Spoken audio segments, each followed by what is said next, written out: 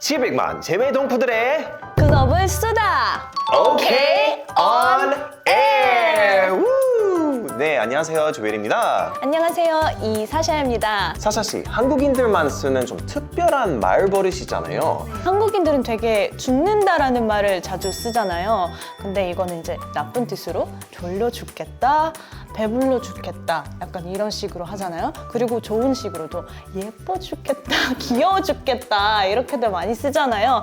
처음에 이거는 조금 이상했는데 나중에 저도 말버릇이 되었네요. 네, 맞아요. 말은 그 나라의 문화 담겨 있잖아요. 그래서 많은 재외 동포들의 1순위 고민이 바로 언어 문제라고 하던데요. 네, 어떤 고민을 하고 있는지 바로 만나볼까요? 첫 번째 사연은 20대 여성분이 보내주셨어요. 제목이 한국어와 몽골어 둘 다 잘해야 할까요? 안녕하세요. 몽골에서 15년을 살다가 한국에 온 지 8년 된 20대 여성입니다. 저는 몽골에서도 쭉 한국 학교에 다녔고 대학도 한국에서 나왔는데요. 한국어 쓰기가 완벽하진 않지만 한국에서 벌써 5년차 직장인으로 열심히 일하고 있답니다. 하지만 한국 생활이 익숙해질수록 커지는 고민이 하나 있어요. 바로 몽골어를 점차 잊어버리게 된다는 거죠. 특히 첫 직장이 결혼 이민자 취업 지원 기관이었는데요. 몽골 사람들의 대화를 절반도 이해하지 못하는 저를 보며 외국에서 오래 살았으면 그 언어도 잘해야 하는 거 아니야? 라고 할 때면 괜히 위축되기도 했어요. 저처럼 해외에서 오래 살았다면 두 나라 언어를 둘 다 잘해야 하는 걸까요? 제 동포분들의 생각을 듣고 싶습니다. 네, 저희처럼 지금 해외에서 살다 한국에 오신 케이스네요. 한국에 오고 좀 오래 살면 언어를 점점 까먹을 수도 있잖아요. 저는 너무 자주 있습니다. 가끔씩 어떤 단어를 이제 생각나야 되는데 한국어로도 생각나고 영어로도 생각나는데 러시아 말로는 생각이 안 날 때가 너무 많아요. 저도 가끔씩 아빠랑 통화할 때, 아빠가 미국 사람이거든요. 그러니까 아빠랑 통화할 때 생각이 안 나요. 너무 막 옛날 컴퓨터처럼 로딩하는 거예요. 뭐 이렇게 해서 이럴 때 있죠. 아빠가 그래요. hello.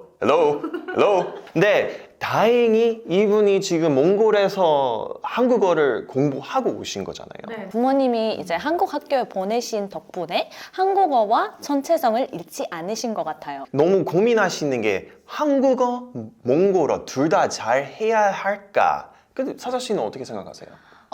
사실 꼭 해야 되는 거는 아니지만 그래도 하면은 좋은 점밖에 없는 거죠. 제 동포분들이 글로벌하게 활동할 수 있는 그런 기회를 조금 더 이제 도움되는 거잖아요. 네. 한국에서 몽골 사람들도 많잖아요. 이제 몽골어를 쓸 수 있는 환경을 만드는 게 어떨까요?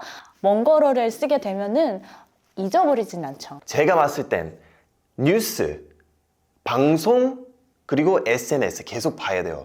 왜냐하면은 그거 알아야 지금 뭐 본 나라 가도 이렇게 계속 말 좀 잘 통하고 막 그럴 수도 있잖아요. 업데이트 항상 되니까 사람이 언어처럼 계속 업데이트 해야 돼요. 방송을 보시는 제 동포분들도 자신만의 방법들이 있으면 댓글에다가 써주세요. 이번 사연은 독일에서 온 차세대 재외동포의 사연입니다. 자, 타이틀은 한국어를 유창하게 못해도 한국인 맞을까요? 네, 안녕하세요. 독일에서 태어난 2.5세 재외동포입니다. 어머니는 외교관이 외할아버지를 따라 독일로 이민 오셨고 독일인의 정체성을 갖고 성장하셨어요. 저도 18살까지 마찬가지였습니다. 한글 학교를 짧게 다닌 적도 있지만 한국 문화에 관심 없었어요. 좀 더 솔직히 말하면 한국인이란 게 창피했습니다. 그러다 18살이 된 후 저희 정체성에 대해 반성하게 되는 계기가 있었어요. 바로 아버지의 가족이 6.25 전쟁 당시 공사군을 피해 남한으로 피난으로 왔다는 사실을 알게 된 거죠. 이 이야기를 들었을 때 커다란 슬픔과 분노를 느꼈어요. 제 피에 흐르고 있는 한국인의 정체성을 깨닫게 되는 순간이었죠. 그리고 저는 한국의 역사와 한국어를 열심히 배우기 시작했어요. 하지만 최근에 다시 정체성을 혼란이 생기는 일이 생겼습니다. 올해부터 한인 교회에 다니기 시작했는데 저처럼 재외동포 2세인 청년부 교인들이 한국어를 너무 잘하는 거예요. 물론 지금 한국인으로서의 자부심도 있고 스스로 한국 사람이라고 생각하고 있지만 다른 한국인들과 비교했을 때 여전히 한국어가 부족한 것 같아 고민입니다. 저처럼 한국어를 잘하진 못해도 한국인이 맞을까요?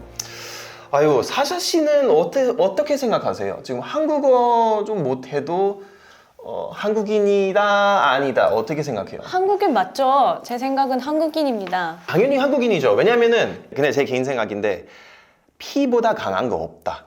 몸속에 한국인 피 좀 돌고 있으면 한국인이잖아요. 그 피에 뭐 담겨 있을까요? 제 생각에는 약간 성격도 이런 것도 있고 그렇죠. 한국어를 아예 못했잖아요, 처음부터. 근데 제가 어렸을 때부터 성격이 좀 급했습니다. 빨리빨리 하는 게. 근데 그 피에 가족의 역사, 대한민국의 역사 다 담아 있잖아요. 그래서 그 당연히 한국인이라고 생각하죠, 저는. 근데 재외동포 3세들이 한국인으로서의 정체성을 더 강하게 느낄 수 있는 방법이 있을까요? 사연자님이 공부한 한국어의 역사를 어머니에게 알려주는 거는 어떨까요? 저도 고려인 4세라 부모님이 이제 한국어를 잘 못하셔가지고 제가 가끔씩 알려드려요. 집에서도 가끔씩 한국 단어를 쓸 때 약간 우리는 한국인이다라는 정체성을 더 약간 강하게 느껴질 때가 있는 것 같습니다. 네, 너무 좋은 방법인데요. 좀 가족부터 시작해서 나중에 친구, 사회적으로 나가서 이렇게 커지는 거예요. 그렇죠? 좋은 방법이에요. 자, 그럼 다음 사연 한번 볼까요? 네, 이번에 캐나다에서 온 사연입니다. 너희는 자랑스러운 한국인이란다 라는 제목입니다. 안녕하세요. 저는 캐나다에 사는 두 아들의 엄마입니다.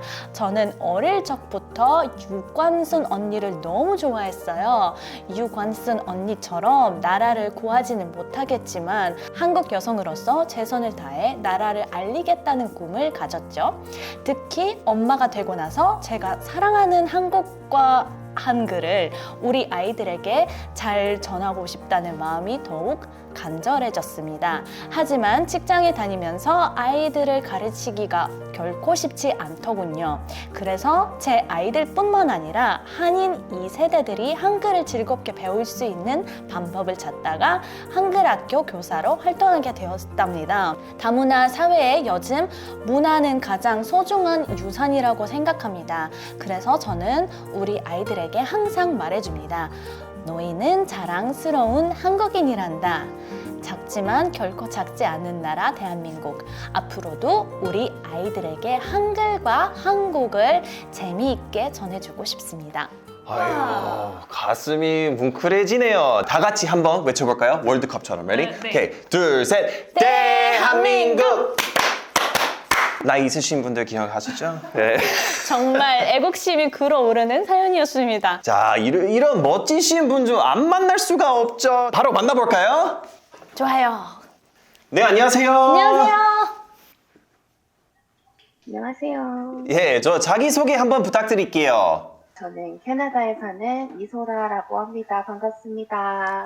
반갑습니다. 자, 듣기로 사연을 보내주신 특별한 이유가 있다는데요. 이유가 뭘까요? 제가 한국어 교육을 하면서 느꼈던 점들을 이제 많은 재외 동포분들과 이렇게 나누고 싶고, 또 이제 다음 세대에게 이제 한국의 문화와 한글을 전하기 위해 좀 더 많은 지원이 좀 필요하다는 점을 알리고자 이 사연을 보내게 되었습니다. 아, 제대로 찾아오셨네요. 이거 딱 답은 OK on air입니다. 혹시 한글학교 교사로 일하시는지 얼마나 되셨을까요? 한글학교 교사로 일한 지는 2년 정도 되었어요. 그런데 제가 이제 필리핀, 중국, 그리고 캐나다에 오기까지 이제 항상 이제 한인이 있는 교회에서 한어권 아이들과 함께 했었기 때문에 다 합치면 한 26년 차 정도 됩니다. 와, 그러면 가장 보람될 때 언제인가요? 이제 저와 함께 한글 학교에서 이제 같이 있는 학생들이 처음에는 막 울면서 들어와요. 그런데 이제 조금 시간이 지나면 아이들이 이제 재미있어 하고, 또한 한글을 하나도 모르는 2세들이 이제 한글에 재미를 붙여간다고 부모님들께서 이렇게 전해주세요. 그러면 되게 보람된 것 같아요. 근데 이 세대들에게 한국어를 가르치면서 제일 어려운 점은 뭘까요? 이게 점점 더 시간이 지나갈수록 이제 해를 거듭할수록 아이들의 한국어 수준이 점점 낮아지고 있더라고요.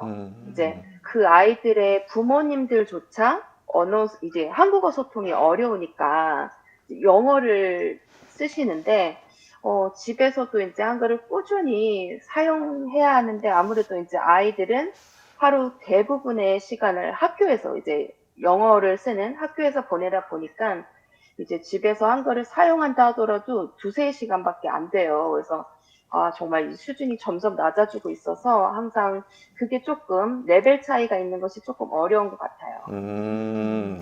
네, 부모님이 2세 중 한국어를 좀 못하는 경우가 많잖아요. 근데 이런 문제를 해결할 방법이 뭐 있을까요?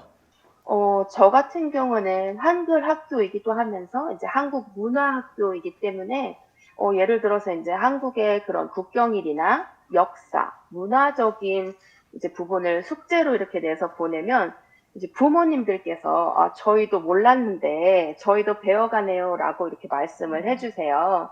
그래서 저는 이 문제를 해결을 하려면 이제 부모와 아이가 함께 참여하는 한글학교, 한국문화학교를 운영하고 이제 이렇게 좀 주입식 교육이 아니라 놀이식으로 한국어와 이제 한국 문화에 대해서 흥미를 이제 끌 수 있고 좀 쉽고 재미있는 프로그램이 있으면 좋을 것 같아요. 와, 아이디어가 너무 좋은데요. 그래서 재외동포청에서 한글학교의 예산을 늘렸어요. 특히 운영비와 교사 연수비를 크게 올렸는데요. 한글학교 교사들 위해서 한국어 교원 양성 프로그램도 지원을 하고 있으니 참고해 보셨으면 좋겠습니다. 자, 선생님, 그러면은 마지막으로 재외 동포들이 한국어를 배워야 하는 이유에 대해서 좀 한 말씀 부탁드릴게요.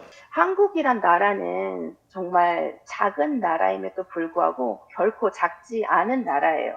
이제 특히 요즘에는 K컬처가 어디든지 인기몰이를 하고 있으니까 이 한국인의 피가 섞인 우리 재외 동포들이 더 한국어 배우기에 힘써서 올바른 한국어 그리고 한국 문화를 전파하는 멋진 대한민국인이 되었으면 참 좋겠습니다. 선생님 진짜 멋지시네요. 오늘 출연해 주셔서 너무 감사드리고요. 좀 앞으로도 저희도 한국어 지킴으로 좀 파이팅 해주세요. 파이팅! 화이팅! 자, 700만 재외 동포들의 글로벌 수다 OK on air. 아쉽지만 마칠 시간 다 됐네요. 사샤 씨, 오늘 어떠셨나요? 저는 너무 좋았고요. 그리고 우리 사연자분들 덕분에 정체성을 다시 느꼈던 순간들이 있었던 것 같습니다. 집에 가서 오랜만에 이제 한국어 책을 좀 꺼내서 공부 좀 하려고. OK on air의 문은 활짝 열려 있습니다. 함께 나누고 싶은 재밌는 사연이나 고민이 있다면 많이 보내주세요. 그럼 저희는 다음 시간에 더 재미있는 수다로 돌아오겠습니다. 자, 지금까지 조엘 사샤였습니다. 안녕! 안녕!